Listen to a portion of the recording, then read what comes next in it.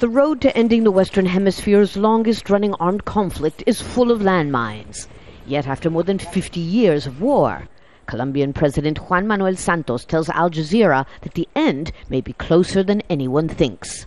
I will tell you something. If there is goodwill from both parts, we will reach an agreement much sooner than people expect. I think there's the fundamental issues that are in the table that we agreed to discuss and agree on in order to finalize definitely the conflict are not that difficult.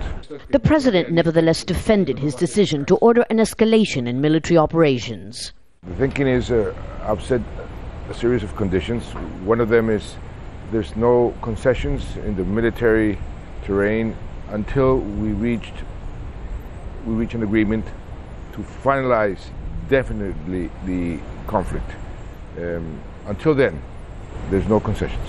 I understand about not having concessions, but increasing military operations, that seems almost like an aggression. We need to intensify because we're in the sort of a last track of this conflict, and we cannot lower our guard.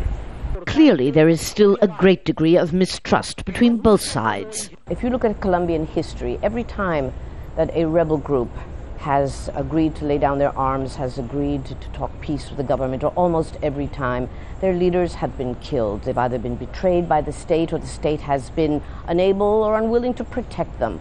So why should the FARC leadership believe now that this won't happen again? I can tell you here, sitting down in Barranquilla where we are, that this will not happen from the state, and that I will protect the process with everything I have in my hands. And when I say sit down and I'll give you guarantees, I will comply. President Santos recognized that there are political and economic groups, including drug traffickers, who have an interest in the war continuing. But he declined to discuss any of the details of the upcoming peace process, such as whether the rebels have been offered immunity for what millions of Colombians consider acts of terrorism. That is one of the many serious dilemmas that must be resolved by negotiators.